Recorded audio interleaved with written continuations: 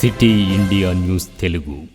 పాలమూరు ముఖ్య నాయకులు మా ఎమ్మెల్యేలు ఏ నమ్మకంతో, అదే మాదిరిగా పాలమూరు ముఖ్యమంత్రి మన అన్న రేవంత్ అన్న ఏ ఆశతో అయితే, ఏ లక్ష్యంతో అయితే నన్ను ఈ స్థానాన్ని నిలబెట్టాడు, ఏ విషయంలో కూడా వెనక్కి తగ్గకుండా ఇది నాకు దొరికిన ఒక భాగ్యంగా భావించి ఈ 3-4 సంవత్సరాల్లో ఈ వెనుకబాటుతనానికి గురైనటువంటి పాలమూరు కోసం అందరం కూడా సమిష్టిగా కలిసి పనిచేసి ఖచ్చితంగా ఒక మార్కును పాలమూరు ముఖ్యమంత్రి ఉన్నప్పుడు మంత్రి తీసుకునేటువంటి నిర్ణయాలు ఇంత అద్భుతంగా ఉంటాయా అనేటువంటి ఆలోచనతో బీదాది బీద, పూర్ టు పూర్, లబ్ధిదారుడు ఆఖరి లైన్ నిలబడ్డ ఆఖరునికి కూడా నేను లబ్ధి చేకూర్చాలి అనేటువంటి ఆలోచన పెట్టుకొని నడిచేదే కాంగ్రెస్ పార్టీ. కాబట్టి ఆఖరి పంక్తిలో ఉన్నటువంటి ఆఖరి వ్యక్తి వరకు లబ్ధి చేకూర్చే ప్రభుత్వ ఫలాలను తీసుకుపోయి వాళ్ళకి అందించే విధంగా మా మొత్తం ఉమ్మడి పాలమూరు మంత్రి నేను ఒక్కరినే కాదు, ఉమ్మడి పాలమూరు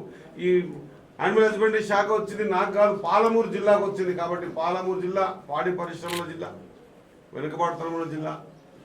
ఖచ్చితంగా ఈ నాకు ఇచ్చిన అవకాశాన్ని మొత్తం అందరితో క్లబ్ చేసుకొని పూర్తి స్థాయిలో ముందుకు తీసుకుపోయే ప్రయత్నం పరిపూర్ణంగా చేస్తానని తెలియజేసుకుంటూ, ఇక మిగతా విషయాల్లోకి వస్తే నన్ను దాదాపు 2014 నుంచి 2018 వరకు మొత్తం అందరూ జిల్లా పరిషత్లో చూశారు.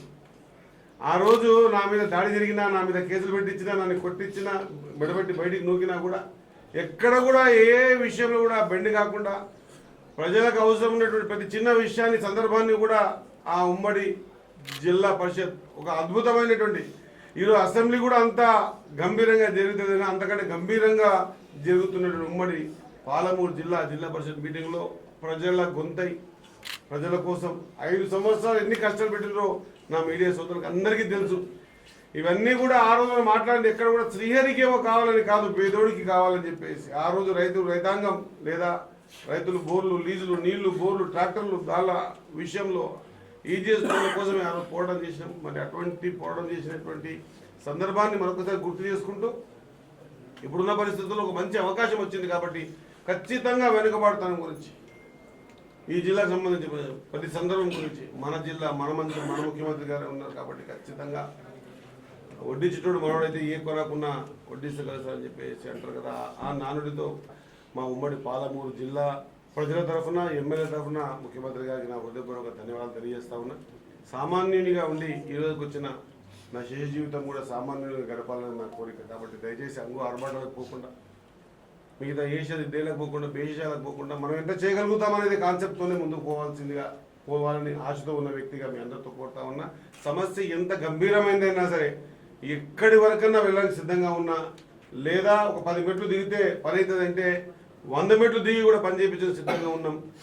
100% ఈసారి మీ అందరి గొంతుకనవుతా, మీ అందరి ఆలోచన విధానానికి మీ శ్రీహరి ఎక్కడైనా కొమ్ములు రానివ్వను కూడా.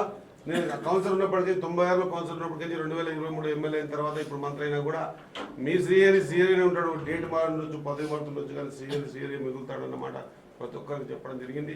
మనము మన పాలమూరు జిల్లాకు ఏం చేయగలుగుతాం అనేది అల్టిమేట్గా మనం ఆలోచన చేయాలి, లేకపోతే మనం అవి కూడా వృధా అవుతుందన్నమాట మరొకసారి గుర్తు చేస్తూ, పాలమూరులో ఉన్నటువంటి నా సహచర ఎమ్మెల్యేలకు అందరికీ కూడా మనస్ఫూర్తిగా ఒకటి ఐఐటి సాధించుకున్నందుకు, రెండవది నన్ను ఏకగ్రీవంగా ఇంకో సెకండ్ పేరు లేకుండా తీర్మానం చేసి ముఖ్యమంత్రి గారికి స్పష్టంగా చెప్పినందుకు అందరికీ కూడా నా ధన్యవాదాలు తెలుసు. సదా నా జీవితం మిగతా నేను తెలియజేస్తూ ముగిస్తాను. జై హింద్, జై కాంగ్రెస్.